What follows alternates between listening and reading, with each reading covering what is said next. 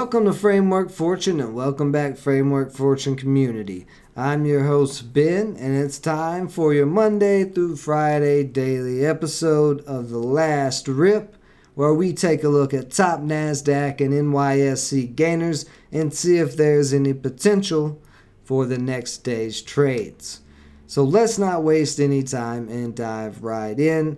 Here is the SPY. The SPY today going sideways. Not getting much of a rebound or anything, just a straight sideways movement today. We do have a downtrend, a slight downtrend that's kind of started on the SPY.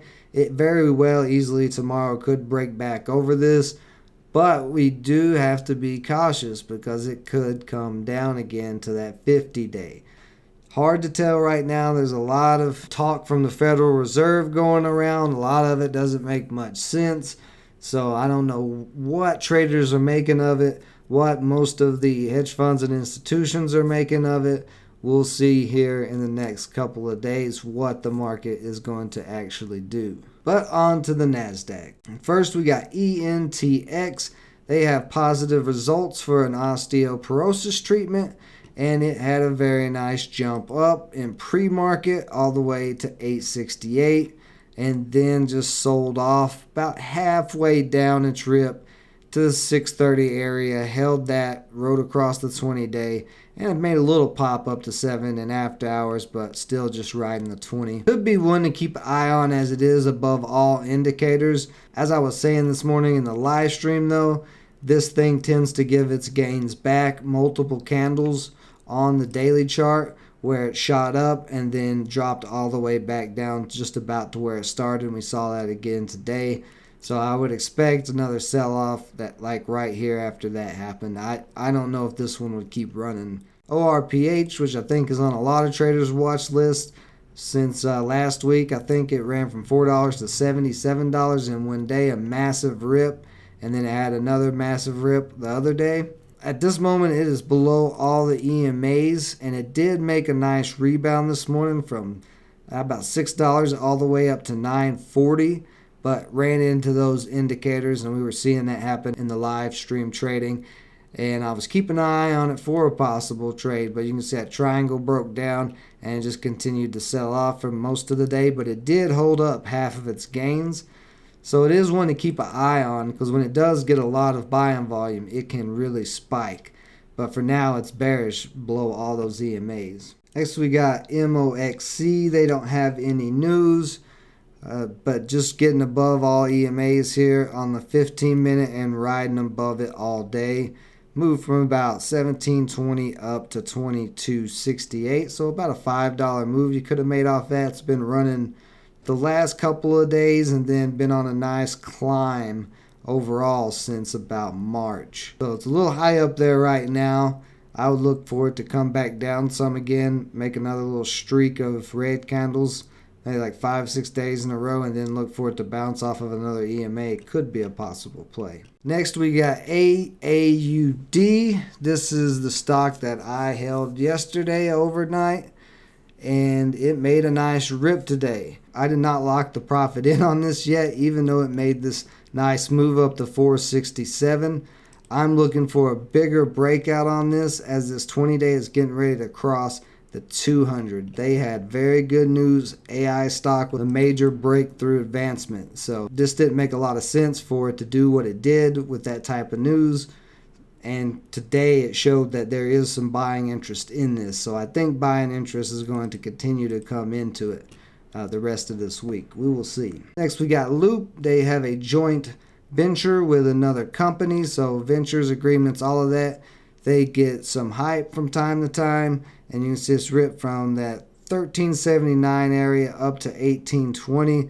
Looks like it crossed the EMA yesterday at round market open and just slowly had buying volume coming in until this PR dropped and then it just took off. It was bullish above all EMAs, had some resistance across that 1405 area, and once it broke over that, it just ripped. So this could possibly be a continuation run, or maybe. BLPH was a real random one. They had a higher price target, popped up, broke over the 100-day, but rejected at $6 and pushed right back below the 100-day. I would not expect much out of this. I think it was just so low that it just got some buyers pushing it up. But overall, this daily chart is in a straight downtrend, even with that pop. So I don't think there's going to be nothing there. Rest of those, no volume. On the NYSE, GTT with no PR, slowly climbing all day until exploded in power hour. Continued to run there. Had a pretty nice rip about 3 weeks ago and had dropped on the 50, made this little indecision candle here, and then today pushing above that indecision candle, which led to a little bit more of a rip. It is above the 100-day for now, and it does have room up to the 200-day, so that could be a possible play. PEI is a REIT. Looked like they had some pretty decent PR. They celebrated the strong consumer and positive implications for pace and strength of industry recovering. So showing they highlighted recovery in their portfolio. And this got some hype into this REIT. Pretty cheap REIT. Not paying out a dividend yet, so it's not a profitable REIT. But it has been on an uptrend since November, when it was down at 36 cents and just continuing to run. So this could be one to keep an eye on, especially if they start getting over $3.50, $4 consistently. They may start doing a dividend if they become profitable. Not a crazy run on this, just 241 up to 279. But I am going to put this on my watch list because I do like cheap REITs, and I'm going to take a look at it later. This one's been on a nice uptrend since November as well. This consolidated, made a little flag there on the daily chart, and then popped out of it today, running from about $11.75 up to $14. If it can break over $14, it does have room up to $20, so that could be one to keep an eye on. Only $15 million in float. TSP, Autonomous Truck Company, they are embarking on a $5.2 billion SPAC merger. That definitely brought in some hype on a already hyped up stock, it looks like, on the daily chart. Had a crossover back there June 7th and ran all the way up to 65. Basically pulled back to this 20 and bounced off of this merger news, running from about $50 to $57. So nice move on that. Now today I got in WWR at 528.40 shares. It had some PR the other day. They're bringing the graphite plant to Alabama on the 15-minute, making a nice triangle. Broke over that there about power hour and pushed back up to that 540 area again before getting rejected. You can see that's been strong resistance right there, but still holding up the 50-day in after hours. I think we'll see probably a pretty nice pop on this tomorrow, and that's why I'm still holding it, because it does have room to pop up to 6, and if it can break over 6, then it could really get nuts and maybe go to 7. Been slowly getting bought up, as you can see on the daily chart. Had that big move yesterday, and then just basically a little buying consolidation today. And this looks like this could easily lead to another leg up, maybe a third candle. Look, almost a 3-bar candle pattern. And yes, I am still holding my Vino trade, and it did drop a little bit more today, but it just dropped to the 100-day, and it's holding that 100-day pretty well. The 20 did bend down, it's not pointing up anymore, where it was getting close to breaking the 200.